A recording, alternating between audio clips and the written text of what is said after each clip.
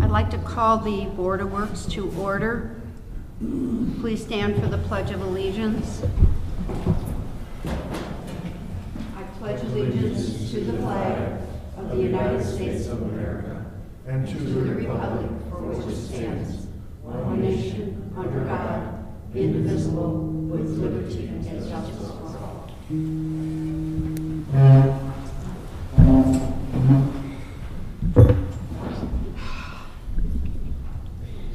I will do the roll call. Jamie Lewis, Present. Stephanie Johnson, Present. Joetta Collins, Present. Scott Williams, Present. Mayor Lynch, here.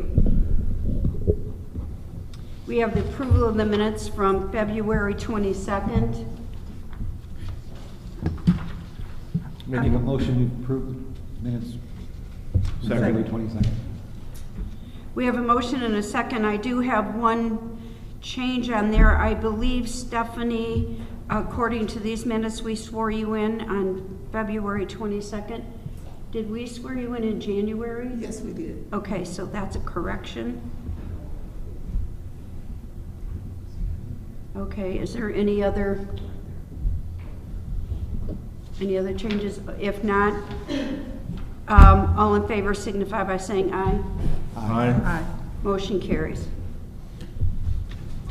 We have old business. We have special event request by Daniel Ruckert. Hello. Hi, Dan. Hello. I will be presenting this for Mr. Ruckert today because he lives in Minnesota, so it's a little bit difficult for him to make it here. He has been having this event with us for many years, since 2014. This event is entirely on park property. It goes from IG West down down Iron Horse Trail to Prairie Duneland Trail, and then turns around and comes back. So there's no need for police blocking off roadways or anything like that. We don't see any issue with it. He filled out a contract with us in July of last year. We have his insurance and all of his paperwork that he needs, so we're just seeking approval. I make a motion to approve Daniel Ruckert's event on Monday, July 11th, the walking and running event that'll take place on park property. I'll second that. We have a motion by Scott, seconded by Jamie. Is there any discussion? If not, all in favor signify by saying aye. Aye. Aye. Motion carries. Thank you. We have the Woodland Sidewalk and Curb Waiver.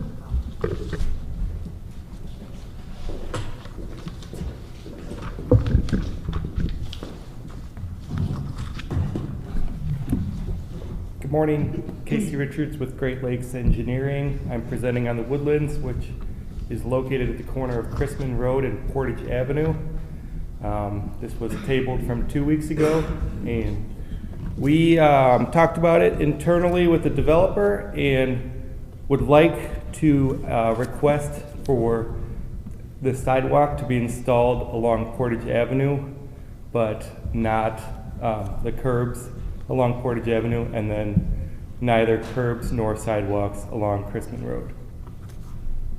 Could you repeat that again, Casey? Sure. So we would like to request that the sidewalk be installed along Portage Avenue, and then the curbs and sidewalks to not be installed along Chrisman Road, and then also no curbs along Portage Avenue. And I can show you on my board I brought as well. Well, personally, I'd like to weigh in on this. I would like to see all developers put in curbs and sidewalks in a development. Putting in sidewalks without curbs are critical to manage the flow of water, stormwater. And if we have to put this in later, the city does, it's going to cost us 6 figures down the road. So I cannot support waiving either sidewalks and curbs on Chrisman and Portage, and I would highly recommend that we require the developer to put in curbs and sidewalks.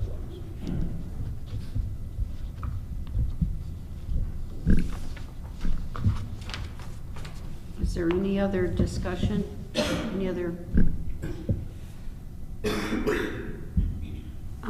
AJ, could we ask you to speak on that? I mean, would that help this board?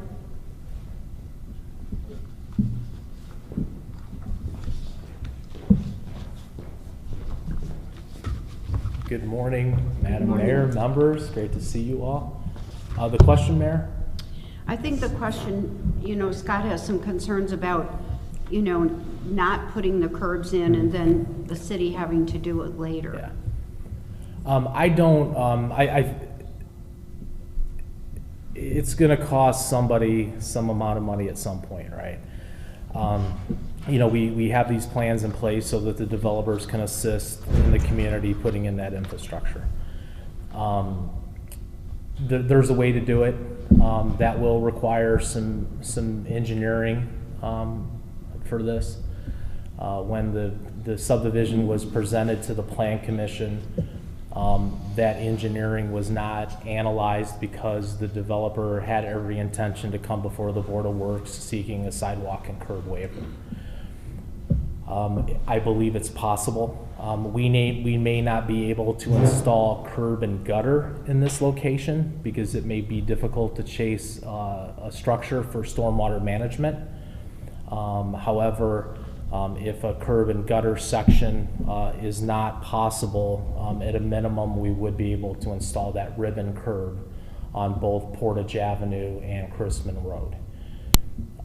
The sidewalks can easily be installed. It would just require a clearing of the right-of-way and some grading work in the right-of-way so that those sidewalks can be installed.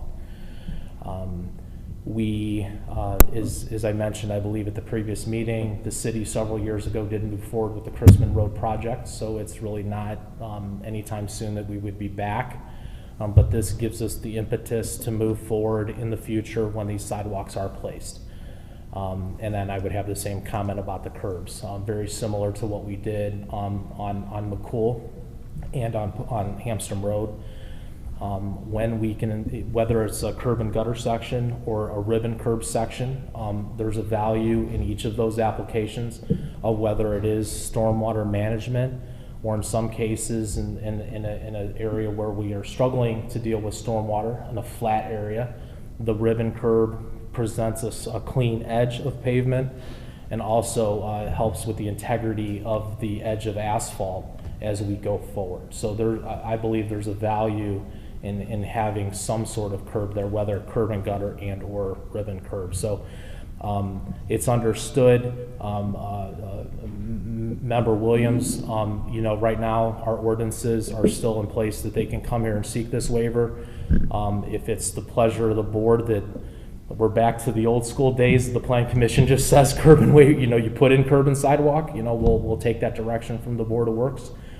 Yeah, Mayor, I would suggest that, similar to Member Williams' comment, that if we can get the curbs and sidewalks put in this development, it's good for the community and good for the subdivision that's being proposed. Okay. Thank you, AJ. Can I comment? Yes. Okay, so I understand completely putting sidewalks on Portage Avenue because you can connect this whole subdivision to the Iron Horse Trail. But we have, for instance, like a 5-foot section, actually 10, sorry, of road on frontage on Chrisman Road that we'd put a 10-foot section of curb and then sidewalk. There's no other sidewalks in this vicinity. So you'd still have to walk through this person's front yard that just has grass to get to the Iron Horse Trail. So if you're this house, you'd get connected, right? And then the curbs, Member Williams, you mentioned stormwater, but this whole section doesn't have structures that we can connect curbs to manage stormwater. So it's just going to be ribbon. I appreciate that, Casey. I'm not an engineer. I just look at it from a practical standpoint. I've had some comments made to me. That's my area that I represent, and people have weighed in and feel that part of developers' obligation is to, even though if it's a small area, to put in the curbs and sidewalks to indicate that they're doing this in good faith and that they're concerned about sort of setting the example, and even though it'll be an extended obligation to us down the road, especially on the Chrisman side, I can appreciate that and understand that, but I still think it's the right thing to do for the developers. And the curbs, we're talking just the ribbon curves? Because there's no gutters. There is there's no, stormwater, right? yeah, there is no way that you could manage stormwater in a gutter. But It the would ribbon have to curbs, just just flow so it's over. clean on that side and the sidewalk on that side. I think it's good for the future. If we don't start building these sidewalks, we never get them. Yep. 10 feet is 10 feet. I mean, it's a start. Even though it's, you know, a short distance on the Crispin side. It's significant on the Portage Avenue side. So, So we will need a motion. Joetta, did you have something? Well, AJ stood up. I was interested to hear if he had something else to say. I'm sorry, AJ.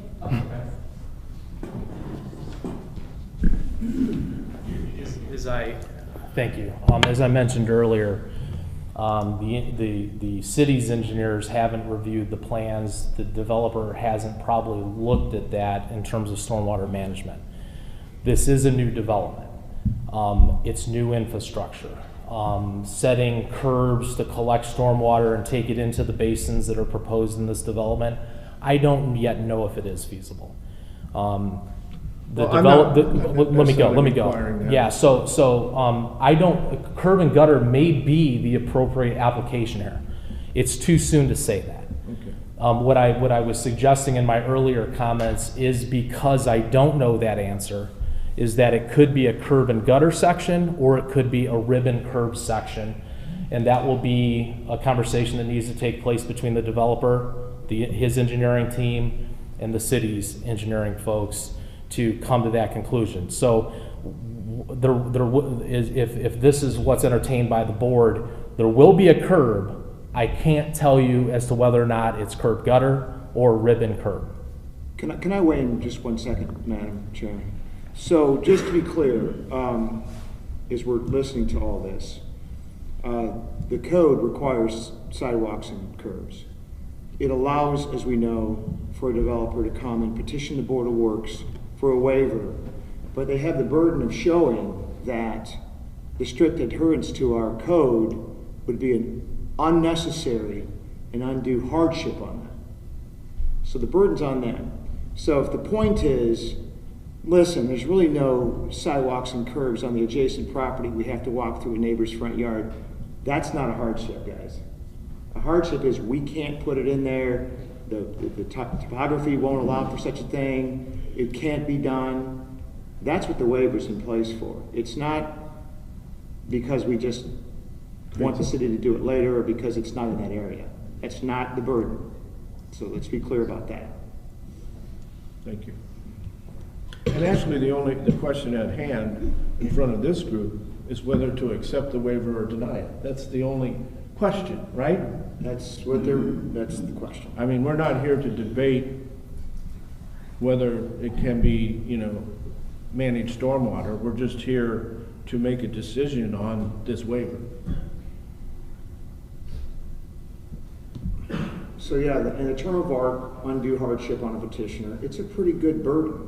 And I would suggest that the presentation, there's more to be said, but the presentation that's been given today has not met that burden.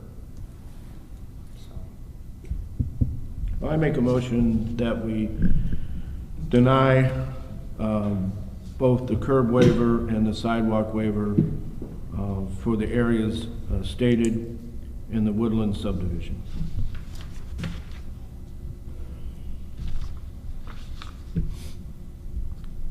I'll need a second to that motion. I second the motion. We have a motion by Scott to deny the curb waivers and sidewalk waivers, seconded by Joetta. Is there any further discussion?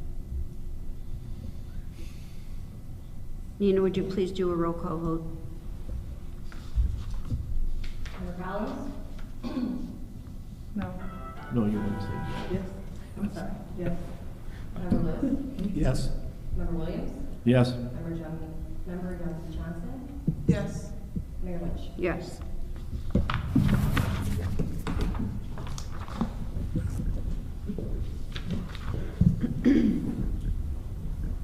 We have, under new business, we have Sourcewell snowplow truck quote approval by Linco.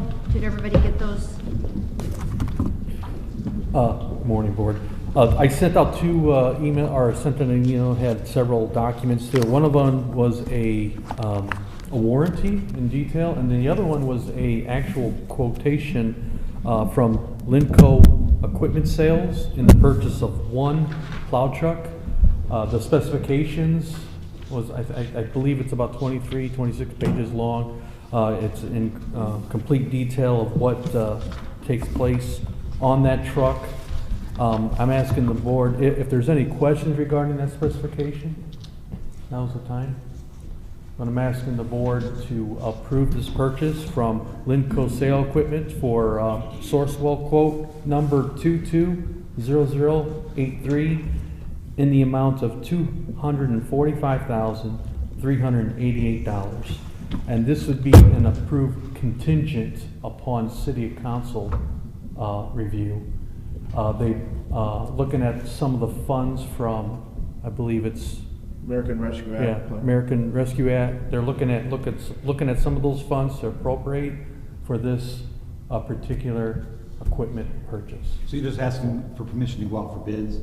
No. No. Have the bids? Yeah, we already have the quote, and it's already been approved through Sourcewell, which is a government agency, and we have purchased equipment directly through this program regarding vendors who are members of that, and we are also members of that. So the specifications with this truck has already been approved through that Sourcewell, so we don't have to go out to quotes. So the bottom line price here has already been approved. I'm looking for permission from the board contingent on City Council approval of the funds to seek this purchase. So everybody knows, we are having a special meeting, council is on March 16th. And at that meeting, we will be talking about expenditures for the ARP funds. It's a public meeting. And this is an item that the council is considering, and Randy is before us today to get the board's approval to put that in front of the council on March 16th to see if the council will support the funding for this snowplow. So I make a motion that the board approve this expenditure for $245,388, contingent upon the council's approval at as early as March 16th, utilizing the ARP funds.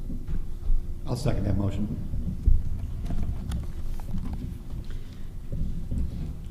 So I have a question, Randy.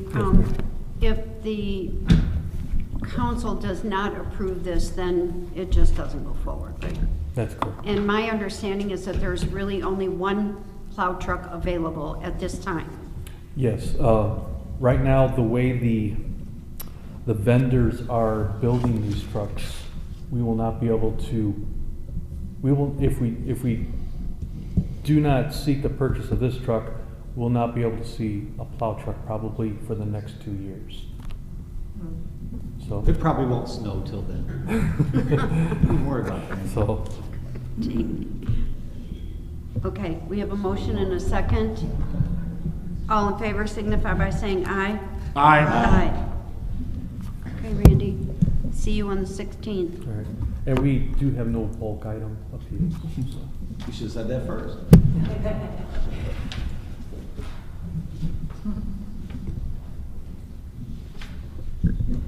Okay, we have the resolution authorizing K-9 transfer. Chief? Good morning. Good morning. Morning, Chief. All right, I'll give you the generic version of what we're trying to do here, since Attorney Whitten has drafted this fine piece of legal jargon. So essentially what's going on is we had an opportunity to acquire a K-9 from the Hammond Police Department. And if I get something wrong, Mark, jump in. But my understanding is that this dog was working with Hammond, with a handler who then he relocated to Florida and was unable to take the dog with him. The city of Hammond is not in the position to assign a new handler to the dog right now, so kind of through the local canine network, there started being talks if they really wanted this dog to get reassigned, is there anybody that could take it on? through some of the relationships and things that our handlers have made throughout the area, we kind of got an in to start talking about this dog. So Captain Monks and the rest of the team have seen the dog, have spent some time with it. They think it'd be a great dog addition to us, to our group. Hammond is basically just wanting to make sure that the dog goes to a department where it can continue to work and be done with the dog, and they're willing to give us this dog at no cost to us. So obviously we will handle the training on our end for the handler, but essentially they passed a resolution transferring, or with the intent to transfer the dog to us at their Board of Works or similar, and so they're asking for us to pass a resolution agreeing to accept that transfer. So the dog's 6 years old, Belgian Malinois. Like I said, we've had some exposure to it, and they seem to think that it'd work out for us. So that's kind of where we're at. So if you have any technical questions, I might have to ask Captain Monks, but if anything else, I'll try to answer for you. I don't have any questions. The dogs are really expensive to procure in the beginning, so. Yeah, what's the average cost for a dog right now? It's going up like everything else. So cheapest we found is $15,500. Yeah. Wow. yeah. Yeah, I'll make this motion that we let Dex come to Portage. I second. We have a motion by Jamie, seconded by Stephanie. Is there any further questions? Any discussion? If not, all in favor signify by saying aye. Aye. All right. Thank you. Thank you. Okay, we have the claims. Has everybody had a chance to review the claims? I think I had a question on one, but hold on, I didn't circle it.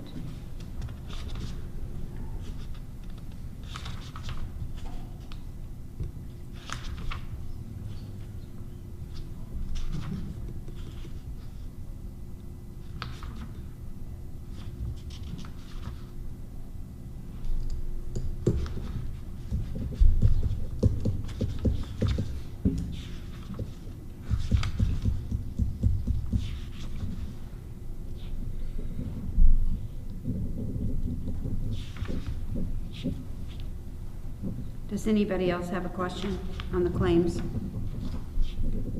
don't have any.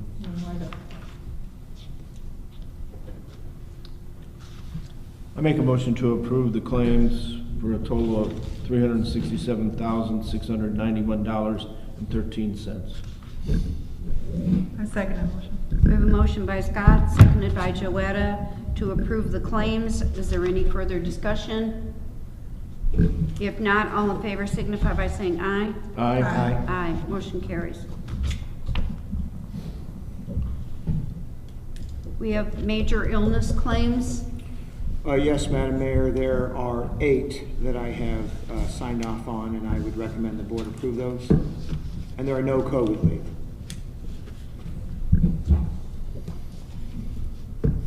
We'll need a motion to approve the claims, the major illness claims. I make a motion to approve the 8 major illness claims, no COVID claims. I'll second that motion. We have a motion by Joetta, seconded by Jamie, to approve major illness claims. All in favor signify by saying aye. Aye. Aye. Is there any other business to come before this board?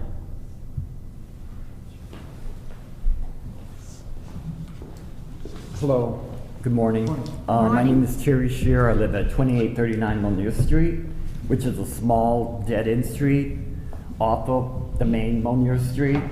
And we're coming before the board because we found out that the street is privately owned by the homeowners, and we want to turn the street over to the city ownership of the street.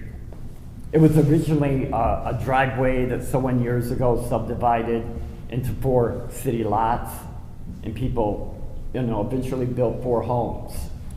And we didn't realize until a couple months ago that it is privately owned by us.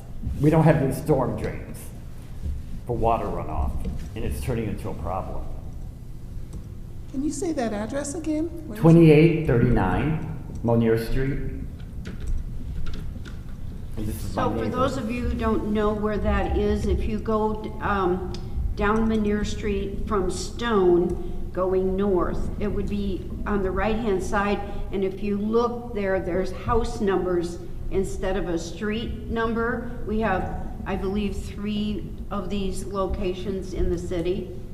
So it is actually not a city street, and there are 2 other ones in other areas of the city. So Dan, would you like to kind of explain that a little bit? So they're correct in that they have a private road, and I believe there are 3 kind of like that in the city. They've had some drainage issues. They've come to the drainage board to try to address some of the immediacy of the drainage problems. In that conversation, it was intimated by 1 or 2 of the homeowners that they thought maybe we should have the city just plant a street there and make it a public street for purposes of maintenance, improvement, those sorts of things. Of course, the Stormwater Management Board doesn't have the authority to do that. All they can deal with is the drainage water problems if they're so inclined. So this is the board that would be the board that they would need to get to accept that street. Now, there's a lot that goes into that conversation. This is a wonderful first step, but one thing that I would want to know if I were this board is what are you taking on? You know, what's the cost of that? What's the maintenance issues? What are the immediate repair problems that need to be addressed? It is in some degree of disrepair. It does need some work.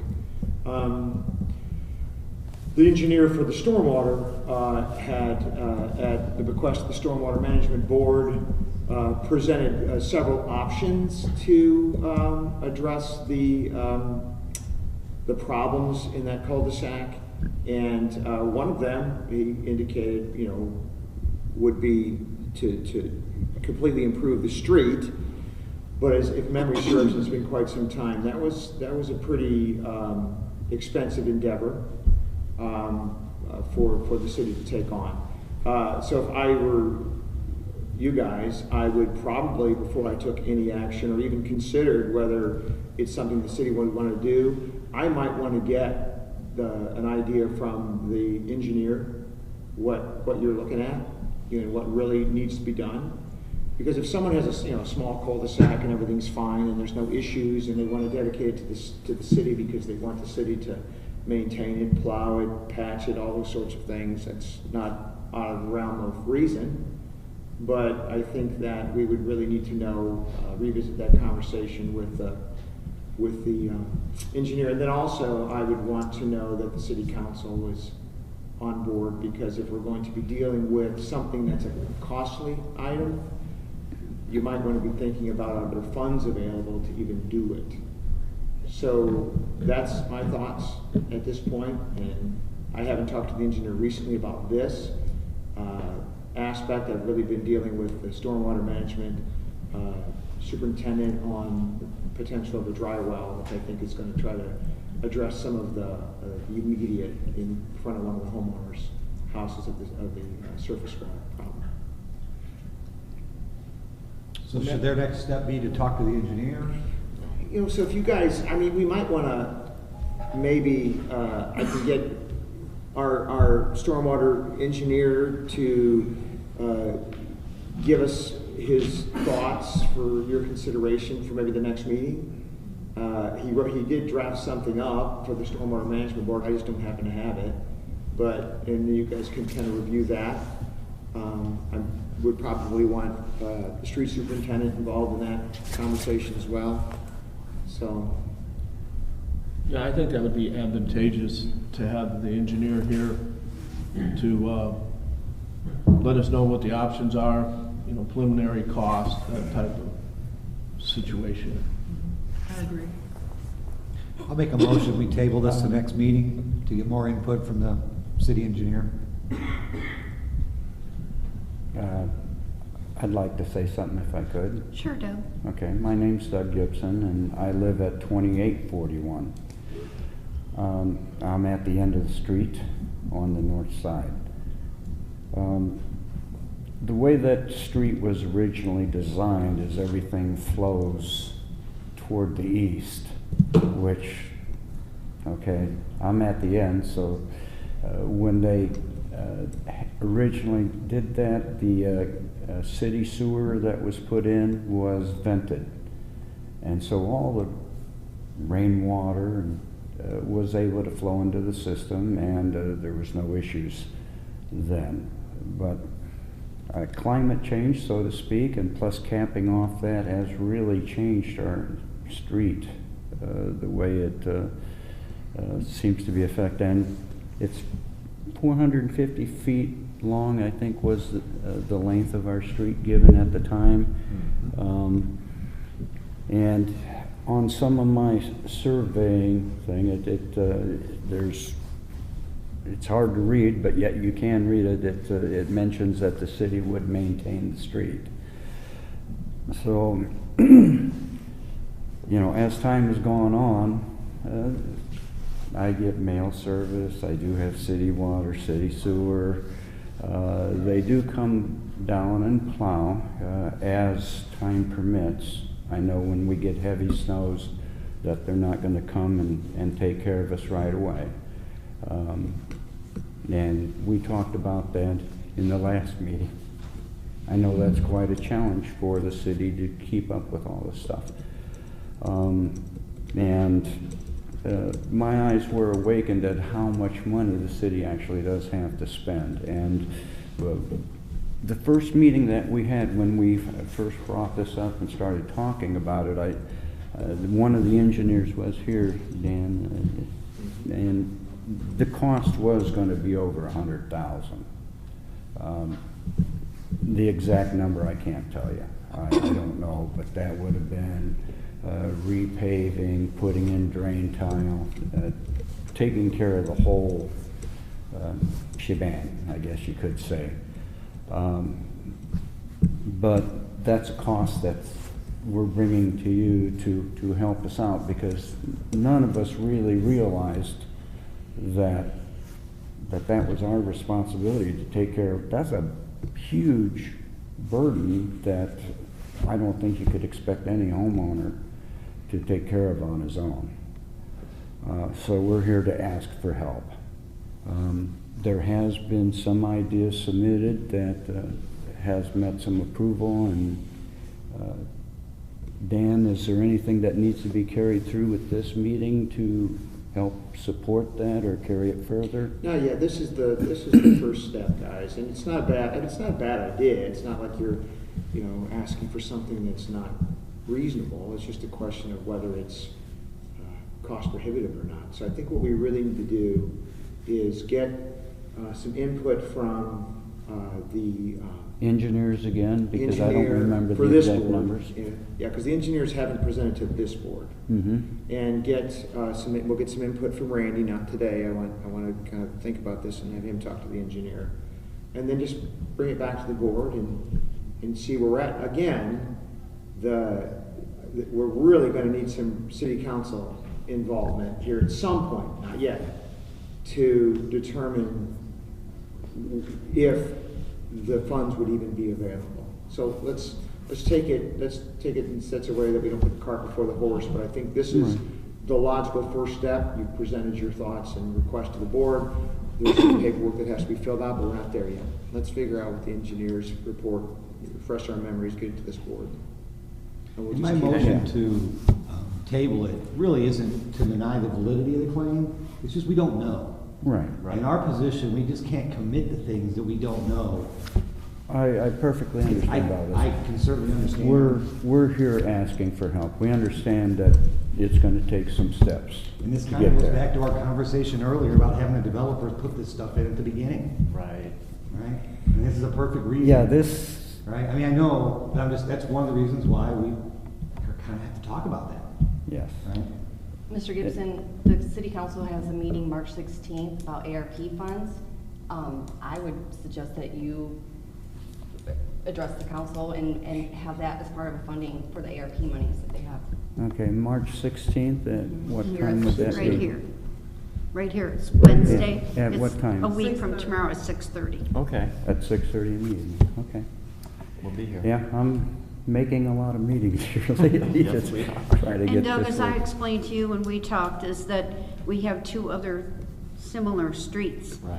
Right. I'm not sure what their drainage issues are, I've not really checked into it, but we are stepping out there and maybe setting a precedence, and they would, you know, they would have the right to come before us as well.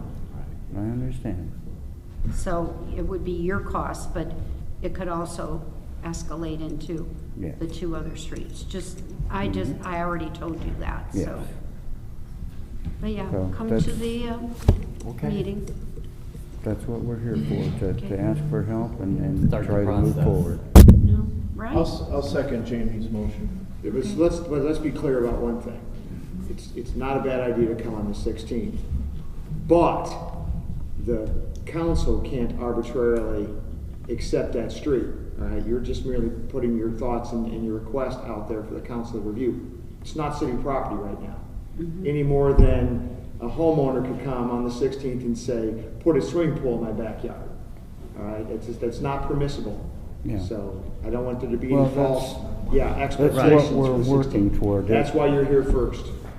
Through the process of time, I've watched the name of that street change from Monier Street to Monier Court to Monier Place, and now to just some numbers. So Yeah, and all it's of these kind of private roads, confusing. and all these private road situations, it's an interesting history and how they Yeah. got there and what happened back in the day and the archives of the county and all that. So I get what you're saying. So, yeah, we just, we're here to ask for help to get these things corrected because, like I mentioned earlier, I'm right there in the middle of the Portage. It's pretty good property. I have just about an acre of land there. We just want to maintain the property Yeah. value. Yeah, that's what it's all about. So I just want to clarify something with Dan. Dan, this body would authorize the street to become a city street. Correct.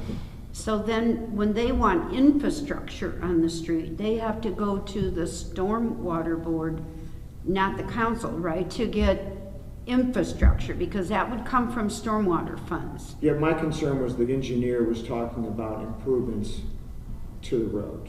Right. Some actual raising, grade, and thing. Right. And I'm going off memory. It was a big conversation, but that's the part that concerned me. Yeah, just like any other, if we're gonna put in stormwater management infrastructure, we're gonna put in drainage, whatever, you go to the appropriate board.